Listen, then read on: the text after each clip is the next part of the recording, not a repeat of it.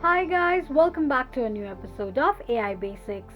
Today in this video, I'm going to show you how you can download your Synthesia application on your Android device. Keep watching the video till the end. To download your Synthesia application, firstly go ahead and launch open your Play Store. On the search box at the top, type in Synthesia and make a search. You're going to see the search results displayed on the screen. Tap on the application.